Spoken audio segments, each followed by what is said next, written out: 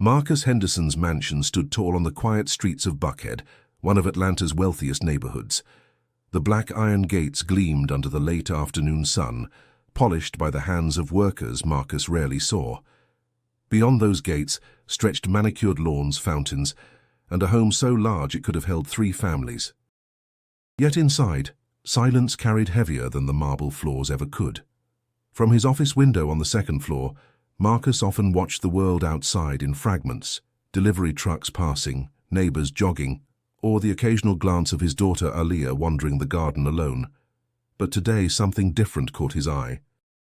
Fair boy stood at the edge of the gate, his sneakers scuffed, his t-shirt faded, yet his body moved with undeniable rhythm. Music played faintly from a small speaker by his feet, and he danced as though nothing else in the world existed. Marcus frowned. A stranger near his property unsettled him, but he couldn't look away. The boy twisted, stomped, and leapt with fluid power. Each movement had purpose, like he was fighting off every hardship through motion. Marcus's instinct, sharpened by years of guarding his empire, told him to call security. But before he could reach for the phone, another sound rose, the soft laughter of Aaliyah. From the balcony above, Aaliyah leaned over the railing, her braids brushing her shoulders. At 12 years old, she carried an air of loneliness Marcus had never managed to ease, no matter how many tutors or gifts he arranged. But now, her face glowed with delight, her hands clapping along to the beat as she watched the boy move. For the first time in weeks, she was smiling. The sight pierced Marcus in a way money never could. His daughter, often so quiet she seemed invisible in her own home, found joy in something he didn't understand. The boy's dance, unpolished but alive, had reached her where his wealth could not. He stepped away from the window, conflicted. Allowing a stranger to linger outside his mansion felt dangerous, yet the idea of taking away this rare happiness from Aaliyah twisted his chest with guilt. Meanwhile, the boy danced on, unaware of the eyes fixed on him. His name was Jamal Carter, though Marcus didn't know it yet. At 14, Jamal had learned to carve joy out of hardship. Every spin and stomp wasn't just entertainment, it was his way of proving he could rise no matter the weight pressing down on him. "Daddy," Aaliyah's voice rang from the balcony. "Come look." "Kai's amazing." Marcus returned to the window. She waved eagerly, urging him to see what she saw. Her laughter echoed in the mansion's stillness, and for a fleeting second, Marcus wondered if he was the one behind the gates, trapped in a prison of his own making. That moment would mark the beginning of a story none of them could predict. Before we dive deeper into what unfolds between Marcus, Aaliyah, and the boy whose dance would change everything, take a moment to subscribe to this channel. You won't want to miss where this journey leads. Trust me, the twists ahead will surprise you. Back outside, Jamal ended his routine with a dramatic freeze, one knee bent, one arm stretched to the sky. He breathed hard, sweat shining on his forehead, but his smile was wide. He wasn't dancing for money. He wasn't dancing for recognition. He was dancing because, in that moment, the world felt lighter. Aaliyah clapped from above, cheering. "Do it again," she shouted, her voice brimming with excitement Marcus hadn't heard in months. Jamal looked up, finally noticing her. He lifted his hand in a small wave, his grin genuine and warm. Marcus's frown deepened, but not out of anger. It was confusion, maybe even curiosity. The boy had managed in minutes what Marcus hadn't achieved in years. He'd made Aaliyah happy. And though Marcus didn't know it yet, this single encounter at the mansion gates was the spark that would connect 3 lives from worlds apart. The next morning, sunlight poured through the tall windows of the Henderson mansion, filling the grand dining room with a glow that felt almost out of place. Aaliyah sat at the long oak table, her plate set with fresh fruit, scrambled eggs and toast arranged neatly by the housekeeper. Yet she only picked at the food, her fork scraping the edge of the plate more than it touched the meal. Across the table, an empty chair reminded her of someone who wasn't coming. Marcus had left before sunrise, heading to yet another board meeting downtown. That was their routine. She would wake to a silent house, go through lessons with private tutors, practice piano because it was expected, and then eat dinner with her father only if his schedule allowed. Most nights, it didn't. Alia missed her mother more than she could say. 3 years had passed since she lost her, but the emptiness never softened. Her father tried to fill that gap with tutors, art classes, horseback lessons, anything money could buy. But none of it brought her closer to him. After breakfast, she wandered through the mansion's endless halls, her sneakers echoing on polished marble. She paused at the family portraits on the wall. In one, her father stood tall in a tailored suit, hand resting proudly on her mother's shoulder. Her mother's smile looked alive, radiant. Alia stared at it for a long time, whispering, "I wish you were still here." The quiet pressed down heavy. Even when surrounded by beauty, she felt caged. The chandeliers, the velvet curtains, the sprawling backyard, it all belonged to her, yet none of it meant anything without someone to share it with. By mid-afternoon, she settled in her favorite spot, the window in her room overlooking the front gate. From there, she could see the world beyond the mansion walls. Most days it was empty, but today her heart leapt when she spotted the boy again. It was Jamal. His speaker sat on the ground, playing a beat that pulsed through the stillness. He moved with the same raw energy as before, every step sharp, every slide smooth. His body seemed to tell stories his mouth didn't need to. Alia pressed her forehead to the glass, mesmerized. She whispered, "He's back." A smile tugged at her lips, a rare expression for her lately. The longer she watched, the more she felt the loneliness inside her shift, even if just a little. Jamal's dancing wasn't perfect. Sometimes he stumbled, sometimes he laughed at himself. But that was exactly what made it beautiful. It was real. He wasn't performing for applause, he was dancing for the love of it. Her tutor entered the room quietly, carrying a stack of books. "Miss Henderson, we should continue with your literature assignment." "I'll be there in a minute," Alia answered, her eyes glued to the window. The tutor followed her gaze and sighed softly. "You seem distracted lately." Alia didn't explain. How could she? She barely understood it herself. All she knew was that, in a house filled with everything she could ask for, the one thing she wanted most was connection. And somehow, watching a boy she'd never spoken to gave her that. Later that night, Marcus returned home. He found Alia curled up in the library with a book on her lap. She looked up when he entered, hope flickering in her eyes. "Hi, Daddy." "Hey, baby girl," he said, kissing the top of her head. His phone buzzed in his pocket, and almost instinctively he checked it before even sitting down. Her smile faded. She closed the book and muttered, "It's okay. You're busy." Marcus frowned. "We'll spend time this weekend, I promise." She nodded, but her eyes told another story. She'd heard that promise before, and it rarely came true. That night, lying in bed, Alia couldn't shake the image of Jamal at the gate. His joy contrasted so sharply with her emptiness that she longed to know more. Somehow, she sensed he might be the key to filling the silence that echoed through her life.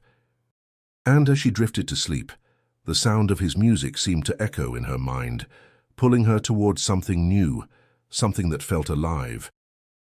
On the other side of Atlanta, far from the manicured lawns and gated driveways of Buckhead, Jamal Carter's world looked very different. His neighborhood buzzed with the sounds of kids playing basketball on cracked courts, old cars rumbling down narrow streets, and neighbors greeting each other from porches where the evening breeze carried the smell of fried chicken and collard greens. It was a place where people didn't have much, but they made the most of what they had. Jamal lived with his grandmother, Miss Ruby, in a small 2-bedroom house with peeling paint and a squeaky front door. She had raised him since his mother left when he was just a toddler. His father wasn't in the picture either, another man lost to the streets before Jamal could even remember his face. Miss Ruby worked nights at a nursing home, her back aching from lifting patients, but her voice always soft when she reminded Jamal, "Baby, you got something special. Don't let this world tell you otherwise." Special for Jamal meant dance. It wasn't just a hobby, it was survival. When bills piled up, or when kids at school teased him for wearing the same sneakers 2 years in a row, he turned on music and let his body speak. Every stomp, every wave, every spin was a declaration that his spirit couldn't be crushed. After finishing his homework at the chipped kitchen table, Jamal often dragged a Bluetooth speaker onto the sidewalk. He'd blast beats from Kendrick Lamar, J. Cole or old-school tracks his grandma loved, like James Brown and Earth, Wind and Fire. The music tied him to a history bigger than himself, one rooted in black resilience and celebration.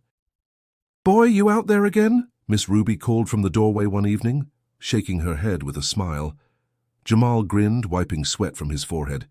"Yeah, Grandma, just practicing." "Gotta keep sharp," she chuckled, leaning on the doorframe. "Long as you keep your grades sharp, too. Dance is good, but them books gonna carry you further."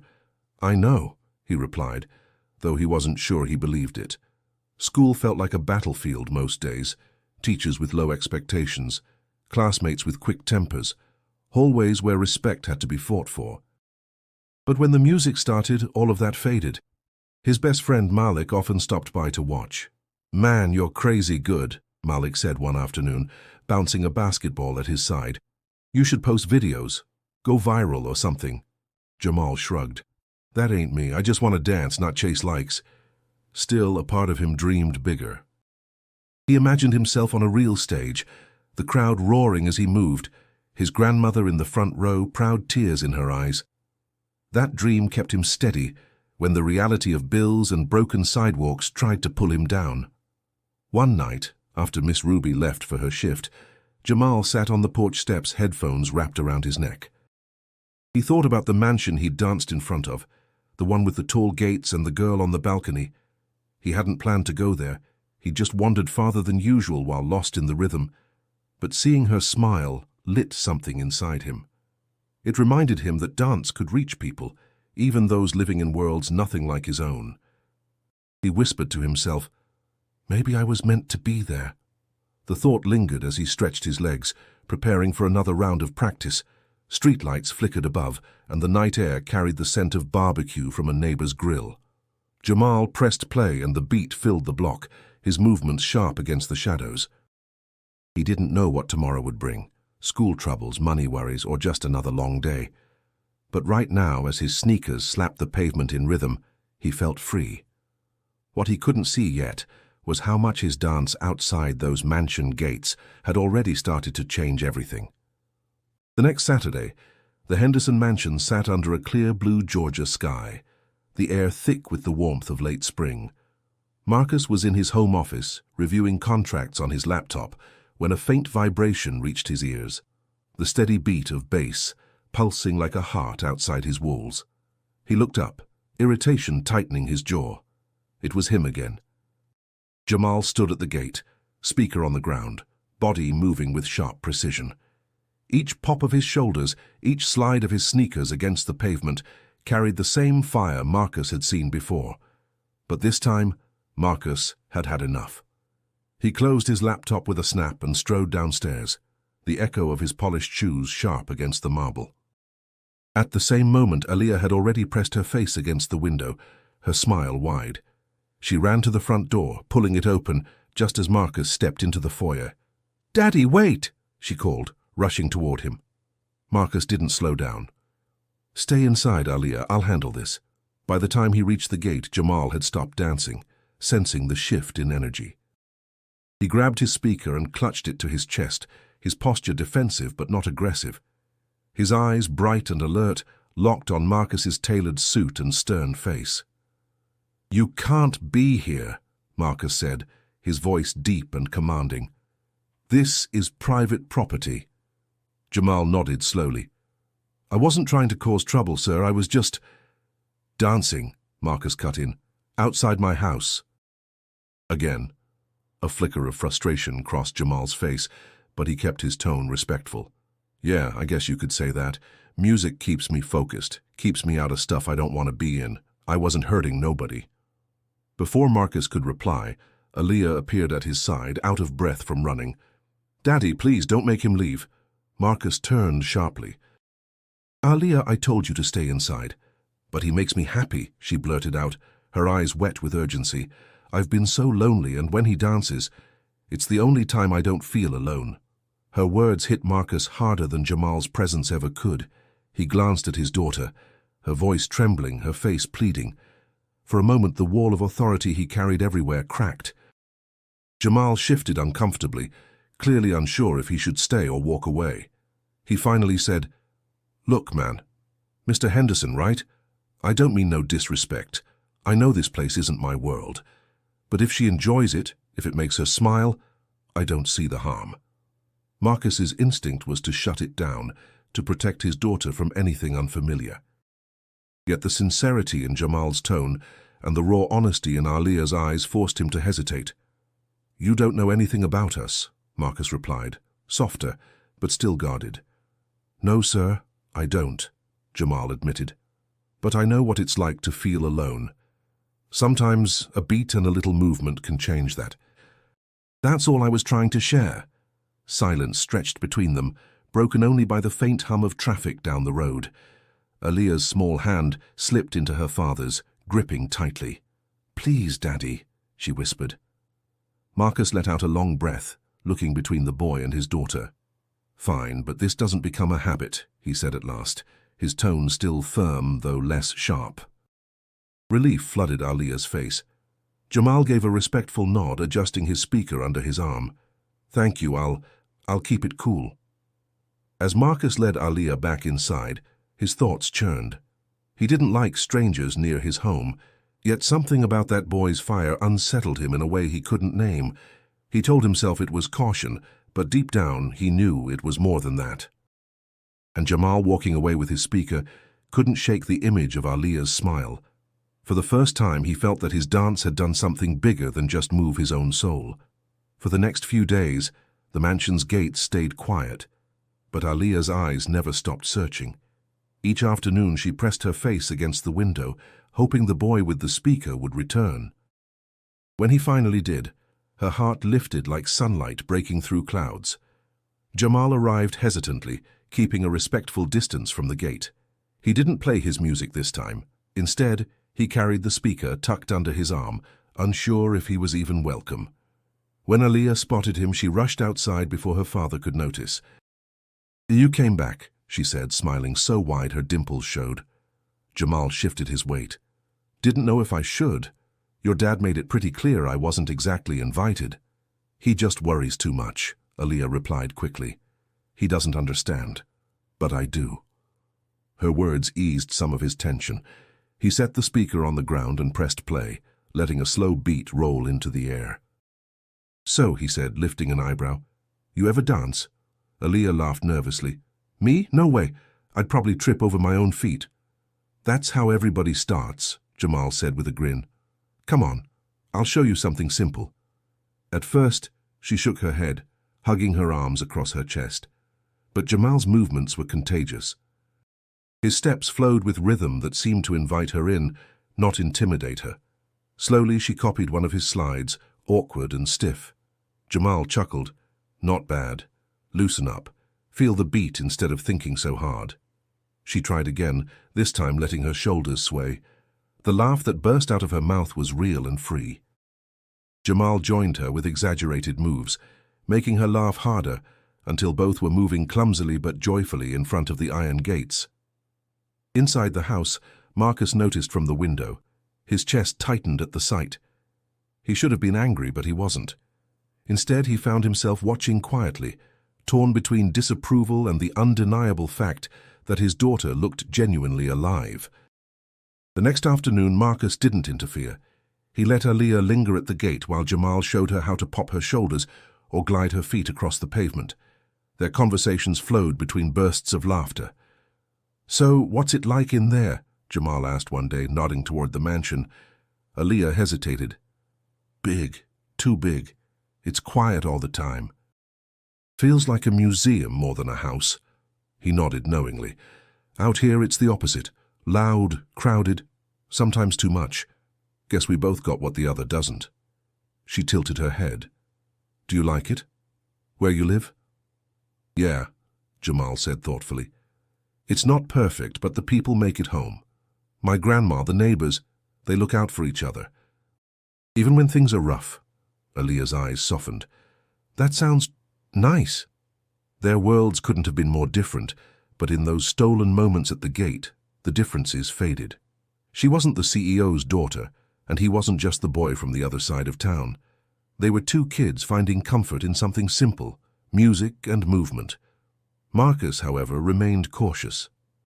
When Aliyah mentioned Jamal over dinner, his responses were clipped. "He seems nice," she said hopefully. Marcus raised an eyebrow. "You barely know him." "I know he makes me laugh," she answered. Marcus set his fork down. "That's not enough." But even as he said it, he remembered her laughter by the gate, and it echoed louder than his doubts. That night, Marcus lay awake longer than usual. He told himself he was protecting his daughter, shielding her from danger, yet a quiet voice in his mind whispered that maybe, just maybe, this boy was bringing her something Marcus himself had failed to provide.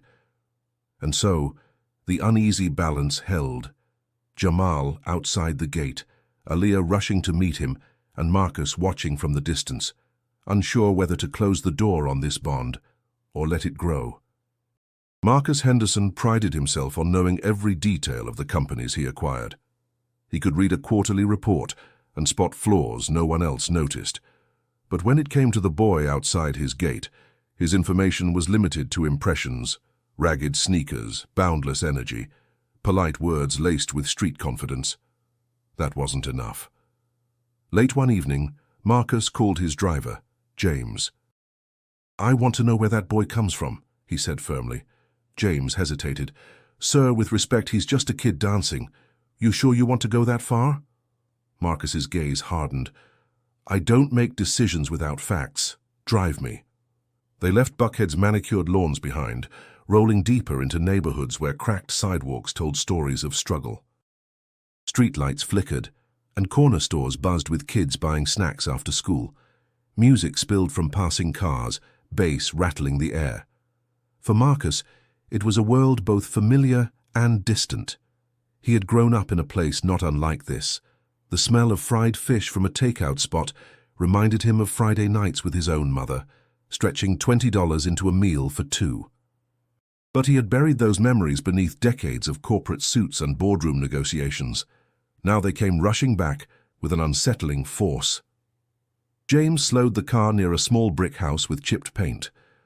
On the porch sat Miss Ruby, rocking slowly in her chair, her grey hair wrapped neatly in a scarf. Jamal was in the yard, moving to music only he could hear, his arms slicing through the air with practiced precision. Marcus stayed in the car, watching. Jamal wasn't performing for an audience. He was working, focused, determined. The rhythm seemed to pour out of him, like every beat carried both a burden and a release. "Looks like discipline to me," James said quietly. Marcus's lips pressed into a line. "Or desperation. He's trying to escape something." At that moment, Miss Ruby called out, "Jamal, baby, don't forget your homework before bed." "Yes, ma'am," Jamal answered, jogging up the porch steps. His respect was clear, his voice steady. Marcus leaned back, conflicted. This wasn't what he expected. He had prepared himself to confirm his suspicions that the boy was reckless, maybe even dangerous. Instead, he saw a teenager with ambition written in his movements, a boy carrying his family's hope on narrow shoulders. As they drove back, Marcus stared out the window at murals painted on brick walls, faces of leaders, musicians, and activists from the black community. He remembered his own mentors, the ones who believed in him when no one else did. Somewhere along the way, he had stopped believing that kind of community mattered. At dinner the next night, Aliyah noticed his silence. "Daddy, what's wrong?" Marcus cleared his throat. "Nothing you need to worry about." She studied him with sharp eyes, too perceptive for her age. "You went to see Jamal, didn't you?" He frowned. "How do you know?"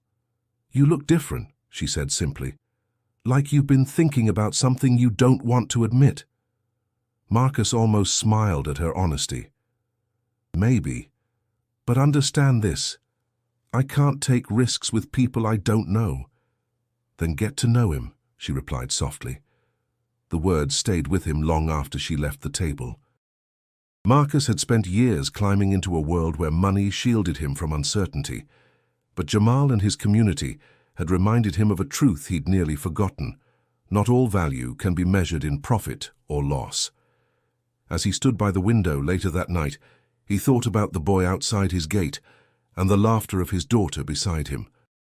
For the first time, Marcus wondered if protecting her meant more than keeping the world out. It might mean letting some of it in. Saturday afternoon came heavy with heat, the kind of Atlanta warmth that clung to the skin like a second layer. Jamal leaned casually against the iron gate, his speaker balanced on his hip. When Aaliyah spotted him from her window, she hurried outside, her excitement barely contained. "You're late," she teased, though her grin gave her away. Jamal laughed. "Had to help my grandma with groceries, but I got something to tell you." He lowered his voice, eyes sparkling. "Next weekend there's a block party in my neighborhood. They're doing a dance challenge. You should come." Aaliyah froze. "Me? No way, I don't even know how to dance like that." "You're learning," Jamal insisted. "Besides, it's not about being perfect. It's about showing up, feeling the music, letting people see you. Trust me, it's fun." Her heart beat faster. The idea of leaving her mansion bubble to stand in front of strangers terrified her. But the way Jamal spoke made it sound like magic, like a chance to step into a world alive with color and rhythm. "Wouldn't I stand out?" she asked cautiously.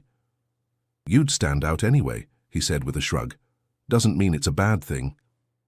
Later that evening, over dinner, Aaliyah built the courage to bring it up.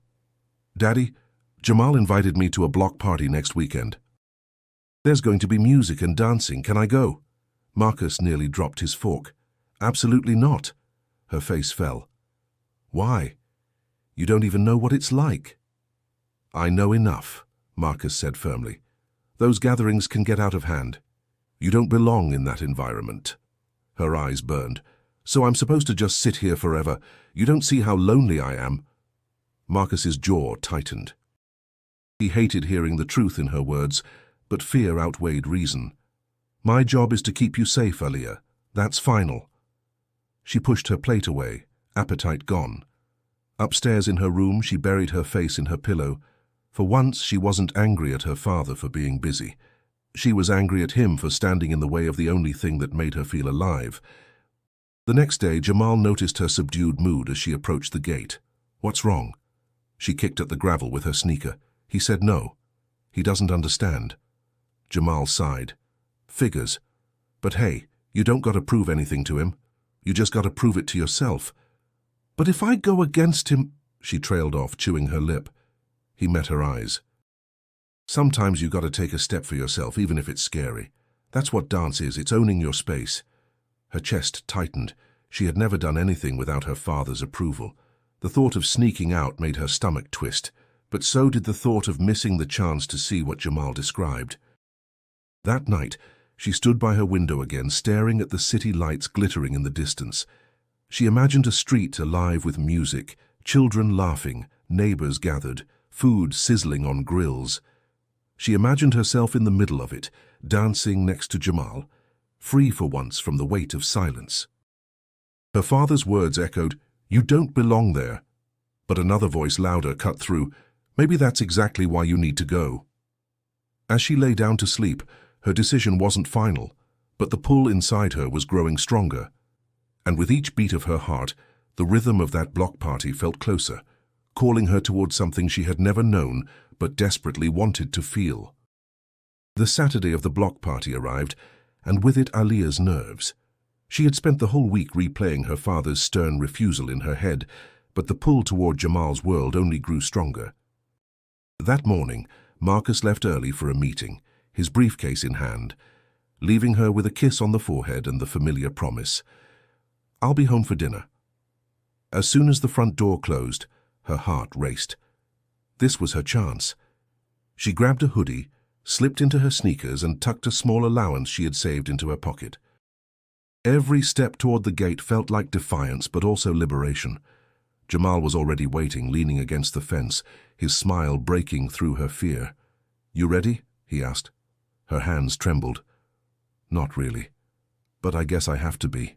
He grinned. "That's all it takes. Come on." The ride across town felt like entering another universe. They passed murals splashed with color, barbershops filled with men debating over sports, and porches where families laughed together in the heat. The streets buzzed with energy, so different from the stillness of Buckhead. When they reached the block party, the air was alive with sound. A DJ's turntables pumped beats that bounced between brick buildings. Children chased each other with snow cones, women flipped burgers on grills, and elders sat in folding chairs, nodding to the rhythm. The scent of barbecue, jerk chicken, and peach cobbler drifted together, wrapping the street in warmth. Aaliyah froze at the edge of the crowd. "There are so many people," she whispered. Jamal touched her shoulder gently. "Don't think about them. Think about the music." She nodded, swallowing her fear. They moved closer, and Jamal was greeted with nods and handshakes. "That's Jamal," someone shouted. "You know he's about to shut it down tonight." Aaliyah shrank back, but Jamal turned to her. "Don't worry. They're just hyping me up. You'll see, it's all love here." As the dance challenge began, the crowd formed a wide circle. One by one, dancers jumped in, showing off footwork, flips and spins. The energy was electric, the cheers rising with every move. Jamal stepped forward, the crowd chanting his name. He moved with precision and fire, his body telling stories of resilience and joy. The crowd erupted, clapping and stomping in rhythm. Aaliyah watched, awestruck. She had never seen him like this, confident, commanding, alive. Then Jamal looked straight at her and extended his hand. "Your turn." Her stomach dropped. "No, I can't. I'll embarrass myself." "You said the same thing at the gate," Jamal reminded her with a grin. "And you didn't, just trust me." The crowd began to chant, playful and encouraging. "Let her dance." "Let her dance." Aaliyah's face flushed, but something inside her shifted. For once, she didn't want to hide. She took Jamal's hand, stepping into the circle. The music thumped against her chest. At first, she stumbled, her movement stiff, but Jamal danced beside her, exaggerating goofy steps that made her laugh. Slowly she loosened up, her body finding the beat. The crowd clapped in rhythm, cheering louder with every attempt. Aaliyah spun, laughed, and let herself go. For the first time, she wasn't just Marcus Henderson's daughter. She was a girl in the middle of a celebration, part of something bigger than herself. By the time the song ended, her cheeks hurt from smiling. The crowd applauded warmly, not because she was perfect, but because she had dared. But the moment of triumph was cut short, when a familiar voice sliced through the noise. "Aaliyah!" She turned to see Marcus pushing through the crowd, his face tense, his eyes blazing with disbelief. Her breath caught in her throat. The joy of freedom collided head-on with the weight of her father's disapproval. The music slowed as Marcus's voice cut through the crowd. Heads turned, whispers rippled. Aaliyah froze in the center of the circle, her face pale, her heart pounding as though the beat had turned against her. Jamal stepped forward instinctively, positioning himself between her and Marcus without even realizing it. Marcus's tall frame loomed, his tailored shirt out of place among the colorful jerseys and sundresses. His eyes burned with both fury and fear. "Aaliyah Henderson," he said through clenched teeth. "What on earth are you doing here?" Aaliyah's voice cracked. "Daddy, Not here," Marcus snapped, his tone slicing through her attempt. "We are leaving, now." The crowd quieted, sensing tension. Some folded their arms, others exchanged knowing glances. Jamal stood his ground, his jaw tight, his chest rising with a mix of defiance and respect. "Mr. Henderson," Jamal began carefully, "she's fine. She came here to have fun, to dance. Nobody's hurting her." Marcus turned sharply. "And who are you to speak for my daughter?" Jamal swallowed hard but didn't step back. "I'm the one who made her smile when nobody else could." The words landed heavy. Gasps rose from the crowd. Aaliyah's lips parted in shock, not because Jamal was wrong, but because he was so blunt. Marcus's nostrils flared, his pride pricked. "You think a few moves on the street give you the right to involve yourself in my family?" Marcus's voice dropped low, dangerous. Jamal's voice wavered but held firm. "It's not about me. It's about her. She's been lonely, man. All I did was dance.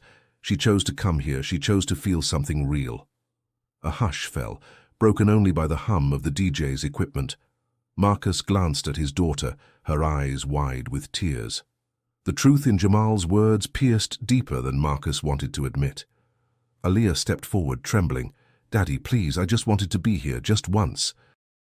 "You don't understand how empty it feels at home. Jamal's the only one who listens without judging me." Her words cracked his armor. For years, Marcus had hidden behind work, behind the idea that providing luxury was enough.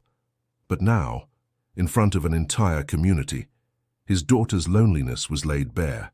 He clenched his fists, his voice lower but still rigid.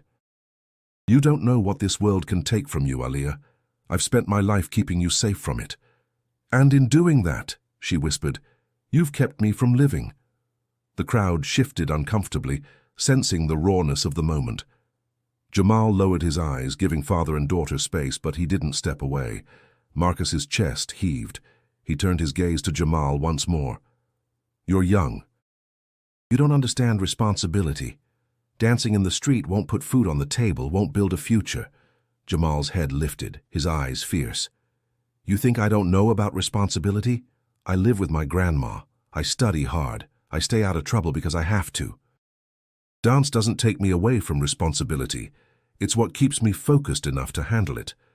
For a long moment, the two locked eyes, one man hardened by years of boardrooms and battles, the other a boy hardened by survival.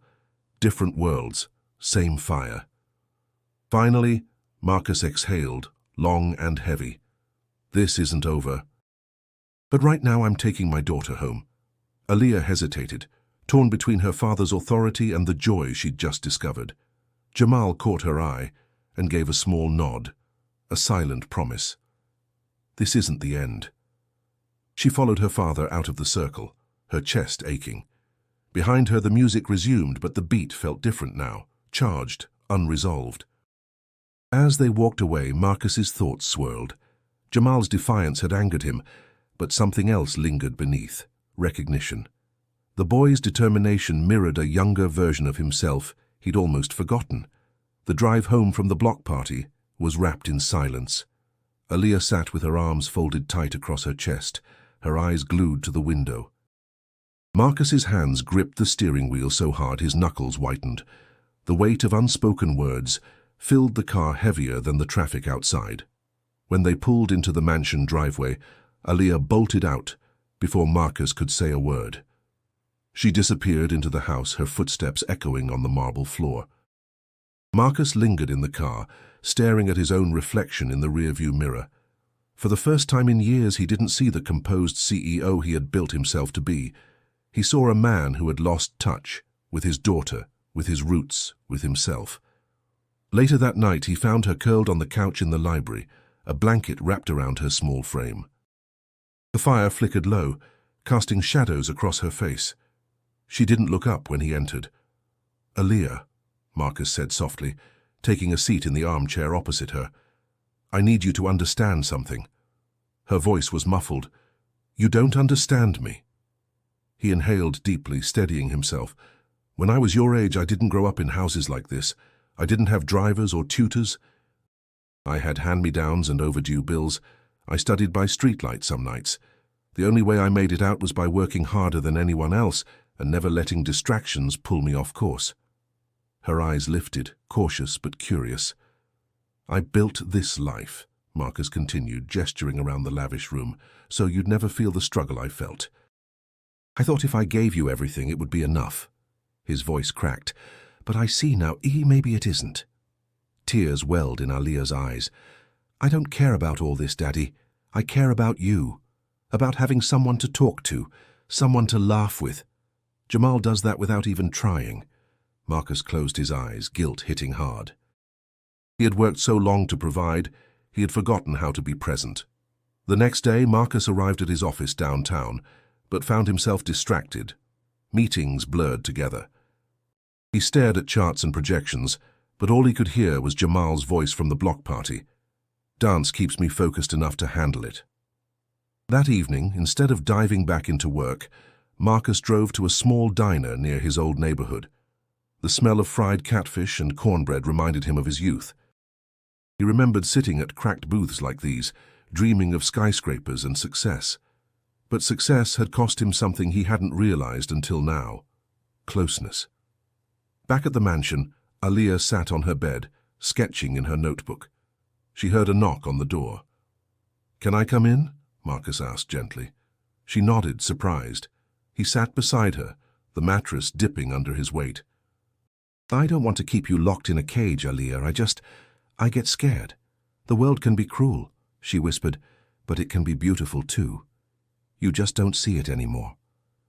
Her words struck him with quiet force. He reached for her hand. "Maybe you're right. Maybe I've been blind to more than I realized." Aliyah squeezed his fingers. For the first time in a long while, Marcus didn't feel like the invincible CEO. He felt like a father trying to learn. As he left her room that night, Marcus made a silent vow to open himself, to listen more, and maybe even to let that boy named Jamal show him something about life he had forgotten. The following week, Marcus found himself pacing his study long after midnight. Papers lay scattered across his desk, untouched. His mind wasn't on contracts or profits, it was on Jamal and Aliyah. He had tried to build walls around his daughter, but all she wanted was connection. Jamal had somehow given her that without trying. By morning, Marcus made a decision. He couldn't change the past, but maybe he could shape what came next. That afternoon, he called for Aliyah. She entered cautiously, expecting another lecture. Instead, Marcus gestured for her to sit across from him. "I've been thinking," he began, voice steady but softer than usual, "about Jamal, about you, about us." Her eyebrows lifted in surprise. And maybe I've been wrong." He leaned forward. "I can't undo the choices I made, but I can try to do better. So here's what I'm proposing. Jamal can come here after school a few times a week. You two can dance, spend time together. In return, I'll mentor him, help with school, give him some guidance, maybe open doors he wouldn't normally have access to." Aliyah blinked, stunned. "You mean you'd actually let him come here inside?" Marcus nodded. "If he's willing. But I want it to be an exchange, not charity. I don't want him to feel like I'm doing him a favor. I want him to know I respect what he brings to the table, too." Aliyah's face lit up with a smile so bright it made Marcus's chest ache. She threw her arms around him. "Thank you, Daddy. You don't know how much this means." Later that day, she rushed to the gate where Jamal was already waiting, his speaker slung over his shoulder. "You won't believe this," she said, nearly bouncing with excitement. "My dad wants you to come inside. He said you could teach me more when he wants to help you with school." Jamal's eyes narrowed, uncertain. "Wait, he really said that? After the block party?" "Yes," Aliyah insisted. "He's serious." Jamal scratched his head. "I don't know. I'm not looking for pity handouts." "It's not that," she argued quickly. "He said he wants it to be fair. You teach me, he helps you, like a trade." Jamal looked down at his worn sneakers, his mind racing. Part of him bristled at the thought of stepping into that mansion, of being watched and judged in a world so far from his own. But another part, the part that dreamed bigger, whispered that maybe this was a door opening, one he couldn't afford to ignore. Finally, he exhaled. "All right, I'll try it, but only if he treats me with respect. I won't be anybody's project." "He won't," Aliyah promised. The next afternoon, Jamal walked through the gates for the first time. His shoulders were tense, his grip tight on his speaker, but Aliyah's encouraging smile steadied him. Marcus met him at the door, extending his hand. "Jamal," he said evenly, "welcome. Let's set some ground rules. You'll help Aliyah with her dancing. In return, I'll help you with academics, maybe even connect you with resources, fair." Jamal met his gaze, then shook his hand firmly. "Fair." For the first time, there was no anger in Marcus's eyes, only a guarded respect. Aliyah clapped her hands, thrilled. That evening, laughter and music spilled through the Henderson mansion, sounds it hadn't held in years. For Marcus, it was unfamiliar, but strangely comforting. For Aliyah, it was everything she had been missing, and for Jamal, it was the beginning of a chance he had never expected. For 2 weeks, the Henderson mansion echoed with new sounds, beats from Jamal's speaker, Aliyah's laughter, and even Marcus's low voice guiding Jamal through math problems at the dining table. Slowly, a fragile trust began to take root, but just when it seemed progress was being made, trouble arrived where Jamal least expected it. It started on a Wednesday afternoon at school. Jamal was leaving history class when two boys shoved past him in the hallway. "Watch where you're going, Carter," one sneered, smirking. Jamal ignored them, gripping his backpack straps tighter. He'd learned long ago that reacting only fed the fire, but as he reached his locker, he saw the same boys rifling through someone else's. "Yo, back off," Jamal said, stepping forward. One of the boys shoved him. "Mind your business." A teacher rounded the corner just as Jamal pushed the boy's hand away. The timing couldn't have been worse. "Jamal Carter!" the teacher barked. "What's going on here?" The boys played innocent, feigning hurt. "He started it, sir. He shoved us." Jamal's chest tightened. "That's not true. They were stealing from the locker. I was trying to stop them." But the teacher's eyes narrowed with skepticism. Jamal had always been a decent student, but his neighborhood carried a reputation, and in moments like this, assumptions drowned the truth. By the end of the day, Jamal was handed a disciplinary slip, possible suspension pending review. When he got home, Miss Ruby read the paper with weary eyes. "Lord, not this again," she murmured. "You try so hard, baby, and they still see you wrong." Jamal clenched his fists. "I didn't do anything, Grandma. I swear I was trying to help." "I believe you," she said, squeezing his shoulder. But the world don't always believe us first. The next afternoon, Jamal arrived at the Henderson mansion late, his steps heavier than usual. Aaliyah noticed instantly. "What happened?" He tossed the slip onto the table. "School thinks I started a fight. I might get suspended." Her eyes widened. "But you didn't do anything." "That's what I told them," Jamal muttered, dropping into a chair. "Doesn't matter. They've already decided what box I fit in." Marcus, overhearing from the doorway, picked up the slip, his brow furrowed. "Is this true?" Jamal met his gaze squarely. "Yes, sir, but I didn't start it. I was trying to stop it. Nobody cared to hear that." Marcus studied him, recognizing the mix of frustration and defiance. He had seen it before, in himself as a teenager, fighting for respect no one wanted to give. "Let me talk to the school," Marcus said finally. Jamal stiffened. "I don't need saving." "It's not saving," Marcus replied firmly. "It's making sure the truth gets heard. You deserve that much." Aaliyah touched Jamal's arm. "Please let him help. You're always the one helping me." "Let someone stand up for you too." Jamal looked between them, torn. Pride screamed for him to fight his own battles, but exhaustion pressed harder. Finally, he sighed. "All right, but only because I'm tired of people thinking I'm something I'm not." The next day, Marcus walked into the principal's office beside Jamal, his presence commanding.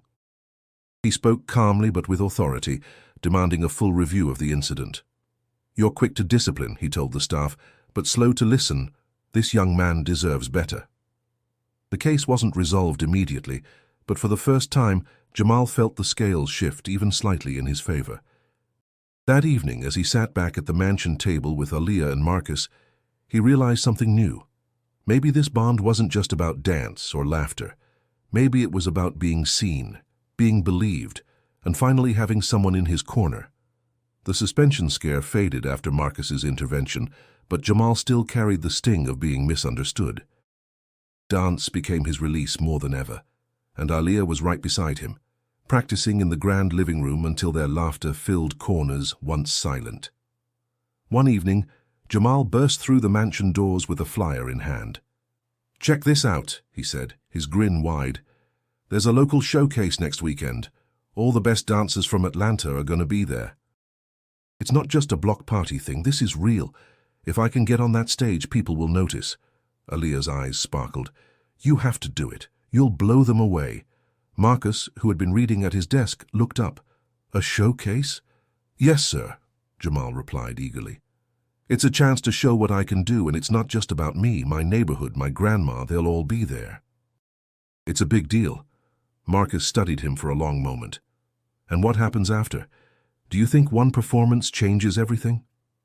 Jamal's jaw tightened. "It might not change everything, but it's a step.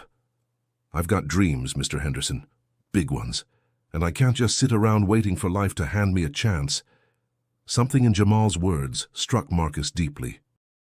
He remembered the nights he had once thought the same, sitting in small diners, telling himself that one deal, one opportunity, could flip his life. He recognized that same hunger now in Jamal's eyes. When the night of the showcase arrived, the community center buzzed with energy. Bright murals covered the walls, speakers shook the floors with booming bass, and families filled the seats, fanning themselves in the warm air. Vendors sold plates of ribs and peach cobbler, the scent thick in the air. Aaliyah clutched Marcus's arm as they entered. "I'm nervous for him," she whispered. Marcus gave her hand a reassuring squeeze. "Let's see what he's got." Backstage, Jamal bounced on his toes, headphones around his neck. Malik slapped his shoulder. "You ready, bro? This is your shot." Jamal nodded, though his stomach twisted. He peeked out at the crowd and froze when he spotted Marcus in the front row, Aaliyah cheering beside him. For a moment, pressure pressed down like a weight. But then he remembered why he danced. Not for approval, not for trophies, but for freedom. When his name was called, Jamal stepped into the spotlight. The beat dropped, hard, pulsing through the floorboards. He moved with fire, every muscle hitting the rhythm with precision. His body told stories words couldn't hold, of struggle, resilience, laughter in the face of pain. He mixed sharp hip-hop footwork with explosive crump movements, his arms slicing the air with raw emotion. The crowd roared, clapping and stomping in rhythm. "Go, Jamal! Go, Jamal!" Midway through, he gestured to the side of the stage. "Come on, Aaliyah!" Her eyes widened in shock. "Me? No way!" But the crowd, already remembering her from the block party, began to chant again. "Let her dance! Let her dance!" Marcus glanced at his daughter, his lips pressed tight. But this time he didn't say no. He gave the faintest nod. Heart racing, Aaliyah stepped onto the stage. Jamal guided her through a simple routine, their laughter spilling across the crowd. She stumbled, but the audience cheered louder, clapping for her bravery. By the time the music cut, the room erupted in applause. Jamal bowed, sweat dripping down his face, his grin unstoppable. He looked into the crowd, locking eyes with Marcus. For the first time, Marcus didn't see a street boy. He saw a young man with vision, grit, and undeniable talent. And he felt something unexpected, pride. The ride home from the showcase carried a different kind of silence. Not the heavy, tense quiet that often filled Marcus's car, but one laced with awe and reflection. Aaliyah leaned against the window, her cheeks still glowing from the stage lights.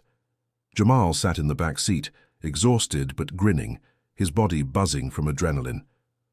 Marcus kept his eyes on the road, but his mind replayed the performance over and over. The precision of Jamal's moves, the confidence in his posture, the way Aaliyah's laughter had lit up the stage. Something inside Marcus had shifted. For the first time, he wasn't looking at his daughter through the lens of protection alone. He was seeing her thrive. When they pulled into the driveway, Marcus surprised them both. "Come inside, let's talk." In the living room, he gestured for them to sit. His voice carried the weight of someone who had thought deeply before speaking. "Tonight, I realized something.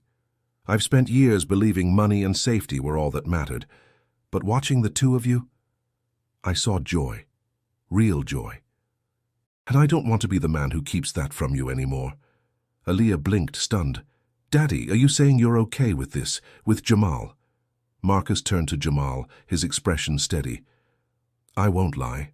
I was skeptical. I thought you were just another distraction. But you've proven me wrong. You've shown discipline, respect, and talent. More than that, you've brought out a side of my daughter I haven't seen since her mother passed. For that I owe you thanks." Jamal shifted uncomfortably, unused to praise from someone like Marcus. "I just dance, sir. That's all I know how to do." "No," Marcus corrected, leaning forward. "You don't just dance, you inspire. That's a gift, Jamal. And gifts like that deserve to be nurtured." Aaliyah beamed, her hands clasped together. "See, Daddy, I told you he was special."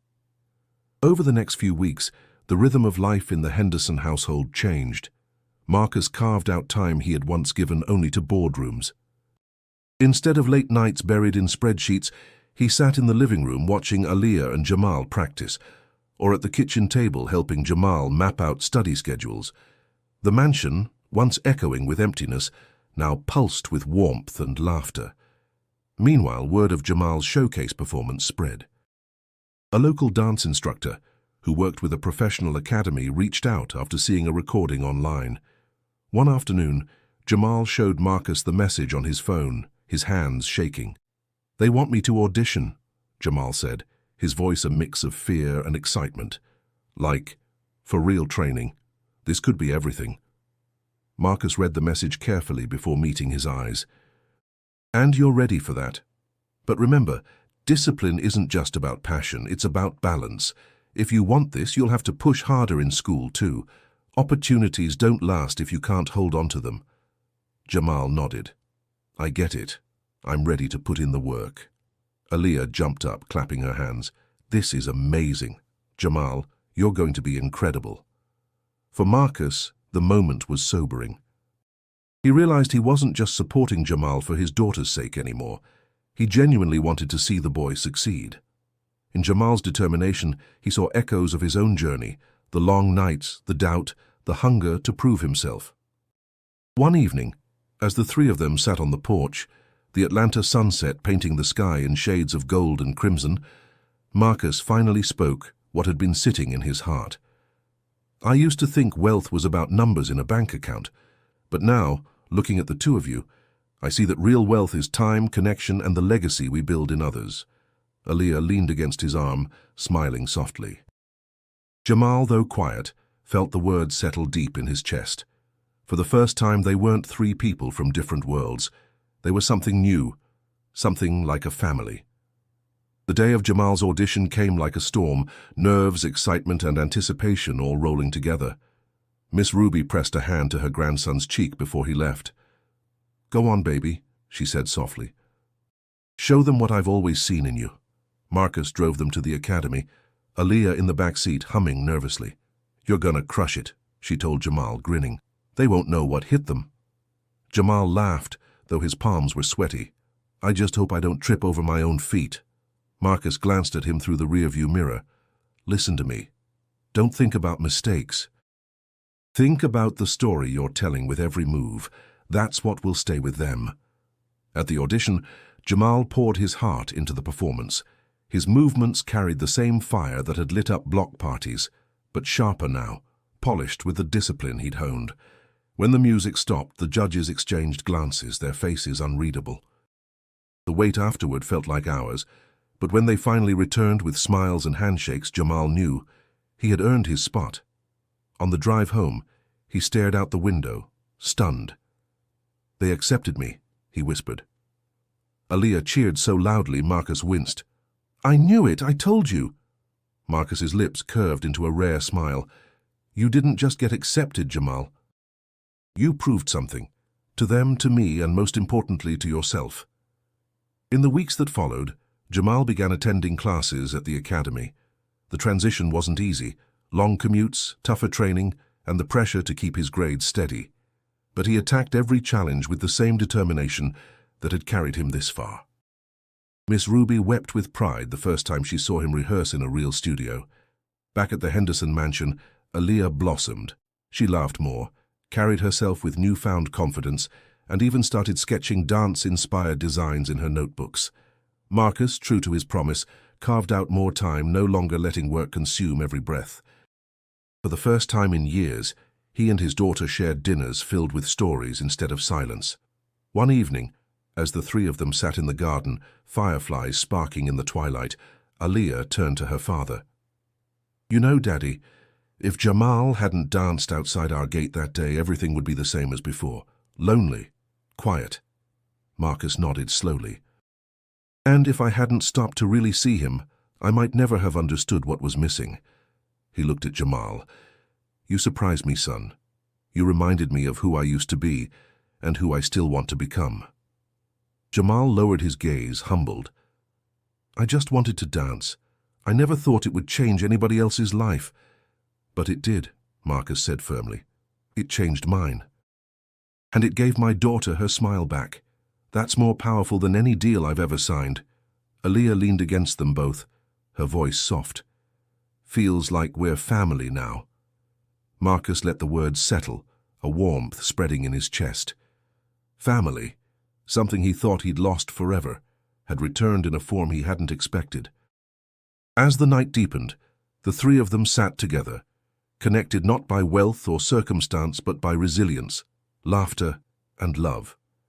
What began with a boy dancing at the edge of iron gates had become a story of trust, courage, and the power of opening doors instead of closing them. And so what surprised everyone most wasn't just Jamal's rise, or Aaliyah's joy, or Marcus's transformation. It was that together they discovered the kind of wealth that could never be counted in dollars, the wealth of connection. Before we end this journey, don't forget to subscribe to the channel so you never miss more stories like this. And if you're ready for the next chapter, click the video suggested on your screen right now because what's coming next will inspire you even more.